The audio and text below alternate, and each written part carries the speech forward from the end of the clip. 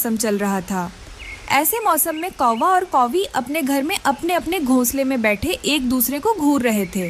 मैंने तुमसे कहा था कि दाना जमा कर लो, मगर तुम तो हो ही आलसी। मेरी एक ना सुनी। बोल तो ऐसे रही हो जैसे खुद बहुत मेहनती हो। याद है, सारा दिन सोई रहती थी। मैं जब भी दाना लाने का कहता था मुझसे लड़ाई शुरू कर देती थी। चिड़िया अपने घर में अपने 2 बच्चों के साथ बैठी हुई थी। चिड़िया के पास घर में दाना भी था और कुछ फल भी। चिड़िया को तो बारिश की कोई चिंता न थी। मम्मा, ऐसी बारिश में जिन पक्षियों के पास दाना नहीं होता वो क्या करते हैं? बेटा, वह परेशान ही होते हैं। और क्या करते हैं? इसलिए तो कहते हैं कि बारिशों का दाना सूखे के दिनों में ही जमा कर लो, वरना भूखे सोना पड़ता है। मम्मा, क्या आपकी मम्मा भी आपकी तरह ही दाना जमा कर लिया करती थी? हाँ, मगर एक बार मेरी माँ की तबीयत बहुत ख़राब हो गई थी। वह बारिशों के लिए दाना न जमा कर सकी। फिर मुझे और आपकी नानी को 2 दिन तक भूखे ही सोना पड़ा था। मीनू, लो तुम यह मीठा अमरूद खा लो और मैं चने का दाना खा लेता हूँ। मिट्ठू जी, मैंने दाना खा लिया है, आप ये मीठा अमरूद खा लो। मीनू, इस बार तो हमें बारिशों की कोई चिंता नहीं है। यह बारिशों का मौसम भी फिर ही अच्छा लगता है, जब घर में दाना पानी हो, वरना बारिश के दिन गुजारने बहुत मुश्किल हो जाते हैं। मुझे तो यह बारिश बहुत बुरी लग रही है। ना जाने कब बारिश रुकेगी और कब मुझे दाना मिलेगा। जिन पक्षियों के घरों में दाना है उन्हें तो बारिश का मौसम बहुत अच्छा लग रहा होगा। हाँ, जैसे चिड़िया, जैसे तोता, जैसे कबूतर, सब लोगों के पास दाना है। एक हम कौवे ही भूखे पेट बैठे हुए हैं। कालू, तुम्हारी कसम मैं भूख से मर रही हूँ। जाओ कुछ करो प्लीज कालू जी। गोरी, चिड़िया तो मेरा विश्वास नहीं करेगी। मैं तोते के पास जाता हूँ। कालू जी, एक उपाय है मेरे पास। तुम तोते से जाकर कहो कि चिड़िया दाना मांग रही है। ऐसी बारिश में तोता कौन सा चिड़िया से पूछने आएगा। गोरी, बात तो ठीक है तुम्हारी, और फिर तुम चिड़िया से जाकर कहना कि तोता दाना मांग रहा है। ऐसे हम दोनों का पेट भर जाएगा। फिर कौवा अपने घर से निकलता है। कौवा तोता के घर के दरवाजे पर दस्तक देता है। तोता दरवाजा खोलता है। पीछे थोड़ा पीछे रहकर बात करो, क्या काम है? तोते, मुझे अंदर तो आने दो ना। यहाँ से ही बताओ। वो चिड़िया है ना मेरी पड़ोसन, वो बहुत कमज़ोर है। ऐसी बारिश में वो उड़ नहीं सकती। कालू कौवे, ऐसी बारिश में घर से निकलता कौन है? मेरी बात तो सुनो यार तोते, उसी ने मुझे तुम्हारे पास भेजा है। वो दाना मांग रही है। चिड़िया के बच्चे बहुत भूखे हैं। तुम झूठ बोल रहे हो। अगर मेरा विश्वास नहीं तो जाकर पूछ लो। अब ऐसी बारिश में मैं नहीं जा सकती। मीनू एक बाली गेहूं की लेकर बाहर आ जाती। कौवे लो, तुम ये गेहूं ले जाओ और चिड़िया को दे दो। उसे कहना कि अपने बच्चों को पेट भरकर दाना खिलाए। कौवा दाना देखकर बहुत खुश होता है और दाना लेकर वहाँ से चला जाता है। वो तोते का बच्चा मोटी चोंच वाला मुझसे ऐसे सवाल पूछ रहा था जैसे पुलिस ऑफिसर हो। कालू जी, ऐसे मौसम में 2-4 बातें सुनकर दाना मिल गया, और हमें क्या चाहिए। लाओ, यह दाना मैं खा लेती हूँ, मुझे ज़्यादा भूख लगी है, और फिर बाद में चिड़िया से दाना मांग कर ला देती हूँ मैं। गोरी कौवी दाने पर टूट पड़ती है और सारे का सारा दाना अकेली ही खा लेती। बेटी लाओ, मुझे मटका दो, मैं मटका बाहर रखकर बारिश का पानी भर लेती हूँ। मम्मा, क्या बारिश का पानी पीने लायक होता है? दूर से ही चिड़िया गोरी कौवी को आते हुए देख लेती है।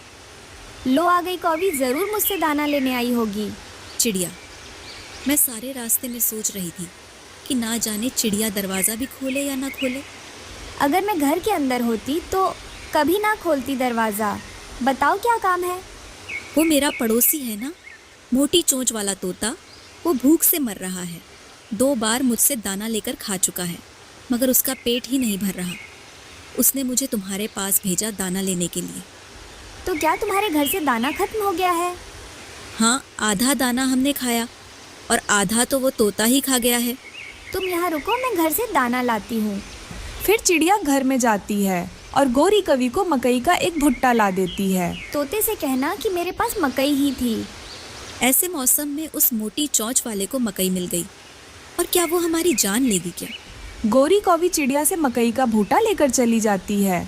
दोनों कौवे पेट भरकर मकई खाते हैं। गोरी, अगर बारिश ना रुकी तो सुबह का नाश्ता कहाँ से करेगी? कालू, मैं तो पहले ही ब्लड प्रेशर की मरीज हूँ। मुझे इतनी टेंशन ना दो, जब सुबह होगी देखा जाएगा। मम्मा, ऐसी बारिश में तितलियाँ कहाँ जाती हैं? बेटा, हमारी तरह उनके भी घर होते हैं। और मम्मा, इंसान ऐसी बारिश में क्या करते हैं? अरे बेटा, इंसानों के पास बड़े बड़े घर होते हैं, वो अपने घरों में रहते हैं। मम्मा, क्या इंसानों के पास भी दाना जमा होता है? हाँ बेटा, मगर इंसान भी हमारी तरह ही होते हैं। जो आलसी इंसान होते हैं वो बारिशों में बहुत परेशान होते हैं, और जिनके पास दाना होता है वो बारिशों के दिन मज़े से गुजारते हैं। सुबह हो जाती है। कालू, कालू उठो। देखो देखो, बारिश रुक गई है, मौसम बदल गया है। देखो बाहर धूप निकली हुई है। चलो जल्दी से दाना जमा कर ले, इससे पहले कि बारिश फिर से शुरू हो जाए। हाँ गौरी, इस बार मेरा भी दिल कर रहा है कि मैं भी बारिश में अपने घर में आराम से बैठकर देख। तो क्या चिड़िया, तुमने मुझसे दाना नहीं मंगवाया था? नहीं, मैंने कब मंगवाया? वो कौवे तो मुझसे तुम्हारा नाम लेकर दाना ले गई। उसने कहा कि मिट्ठू बेचारा भूख से मर रहा है। इसका मतलब वह कौवे हमें फिर से उल्लू बना दिए। गर्मी पड़ रही थी। ऐसे गर्मी के मौसम में जंगल में रहने वाली पिंकी कौवी अपने लिए घर बना रही थी, मगर उसे घर बनाना नहीं आता था। ये काम तो बहुत मुश्किल है। न मेरे पास लकड़ियाँ हैं, न सूखे पत्ते। मैं अकेली तो शाम तक धूप में जल जाऊंगी। गुजरते हुए तोते को पिंकी कौवी आवाज देती है। तोते, तुम कितने सुंदर हो। तुम्हारी चोंच कितनी सुंदर है। क्या मैं सच में सुंदर हूँ? तुम जंगल में सबसे सुंदर हो। क्या तुम मुझे मेरा घर बना दोगे? तोता जान जाता है कि वह कौवी उसकी झूठी तारीफें क्यों कर रही है। नहीं नहीं, मेरे पास टाइम नहीं है। ऐसे कहते हुए मिट्ठू तोता वहां से चला जाता है। कालू, ओए कालू, उठो जाओ और जंगल से लकड़ियां ले आओ। घर की छत ठीक कर लो, धूप सीधी घर के अंदर आ रही है। कालू कालू कालू, जब देखो कालू कालू के तो तुम पीछे ही पड़ी रहती हो। कभी प्यार से भी बुला लिया करो। काम धंधा कोई करते नहीं हो और मैं बुलाऊं तुझे प्यार से? कालू कौवा गुस्से में घर से निकल जाता है। कालू कौवा उड़ता हुआ जा रहा था। पिंकी कवि की नजर कालू कौवे पड़ जाती है। ये कौवा तो बहुत काम का लग रहा है। ये जरूर मेरे जाल में फंस जाएगा। सुनिए सुनिए, सुंदर कौवे, मेरी बात सुने। पिंकी कौवी कालू कौवे को आवाज देती है। कौवा रुक जाता है। वो इधर उधर घर देखता है। क्या आपने मुझे ही आवाज दी है? आप जैसा काला, आप जैसा सुंदर कौवा और कौन है यहाँ? आप ही तो हो। यह सुनकर कालू कौवा तो हवाओं में उछलने लगता है। बताइए बताइए, आपने मुझे क्यों आवाज दी है? मैं अकेली अपना घर बना रही हूँ। अभी कल ही सागर वाले जंगल से आई हूँ। मैं कोई मेरी मदद करने वाला नहीं है। क्या तुम मेरी मदद करोगे घर बनाने में? हाँ हाँ, क्यों नहीं। मैं जानता हूँ कि ठंडा घर कैसे बनाया जाता है। मैं जानता हूँ कि मजबूत घर कैसे बनाते हैं। मुझे सब पता है। कालू कौवा खुशी खुशी ऐसे कहता है। अगर हम दोनों मिलकर ये घर बना ले तो हम दोनों एक साथ इसी घर में रह सकते हैं। वो कौवी शर्माती हुए नाटक करती है। रुको, तुम यहाँ रुको, मैं अभी लकड़ियाँ लेकर आता हूँ। मैं यूं गया और यूं आया। सब भूल भाल कर कालू कौवा पिंकी कौवे का घर बनाने के लिए लकड़ियां लेने चला जाता है। कालू कौवा जंगल से लकड़ियां काट रहा था और उधर उसकी पत्नी गोरी कौवी उसका इंतजार कर रही थी। कौवे भैया, अच्छा ही है। कालू कौवा लकड़ियां ले जाता है और पिंकी का घर बनाना शुरू करता है। पिंकी कौवी आराम से ठंडी छांव में बैठी थी। टुनी चिड़िया कालू सुबह से घर की छत बनाने के लिए लकड़ियां लेने गया हुआ है, अभी तक लौटकर नहीं आया। गोरी बहन, मुझे लग रहा है कालू अब सुधर गया है। वह जंगल में सख्त धूप में लकड़ियां काट रहा था। वह थक गया होगा, शायद वह आने ही वाला होगा। मगर कालू जी तो पिंकी का घर बना रहे थे। हो गया, आज का काम हो गया। बाकी घर की छत का काम मैं कल करूँगा। पिंकी जी, कालू कौवे जी, मैंने आज तक तुम्हारे जैसा सुंदर कौवा नहीं देखा। तुमने तो कमाल कर दिया। अब कल आकर मेरे घर की छत जरूर बना देना। मेरी नहीं, हम दोनों के घर की। मेरी पत्नी गोरी कौवी भी हर समय मुझसे लड़ाई करती है। मैं अब तुम्हारे साथ शादी करके इसी घर में रहूंगा। कालू जी, तुमने तो मेरे मुंह की बात ही कर दी। अब जाओ और कल सुबह सवेरे ही आ जाना। कालू कौवा घर चला जाता है। कालू, लकड़ियां कहाँ हैं? मुझे तो चिड़िया ने बताया था कि तुम जंगल में लकड़ियां काट रहे हो।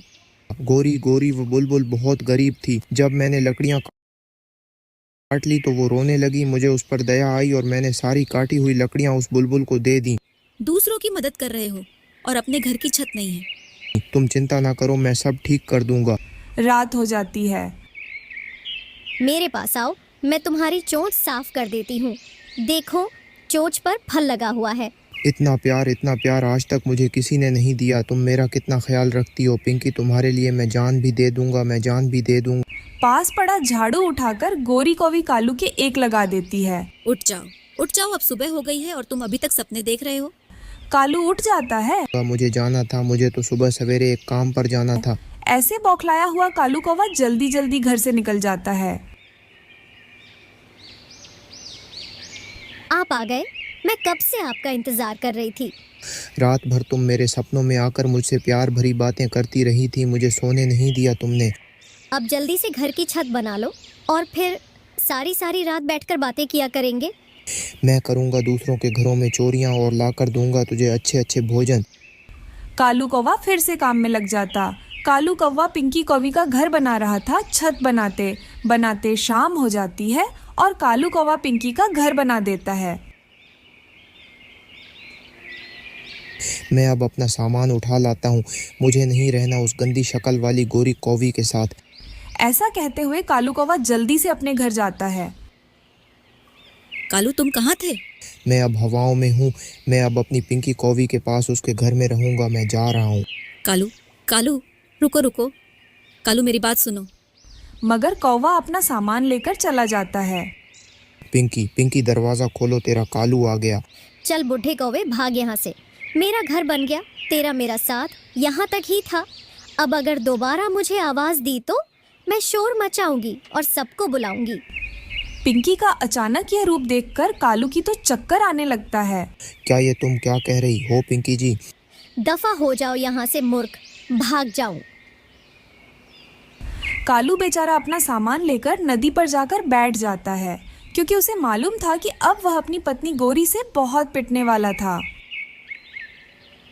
दोस्तों, अगर आपको यह कहानी पसंद आया हो तो ऐसे ही और कहानी देखने के लिए आप मेरे चैनल को सब्सक्राइब कर लीजिए और कमेंट करके ज़रूर बताइए कि आपको यह वीडियो कैसा लगा।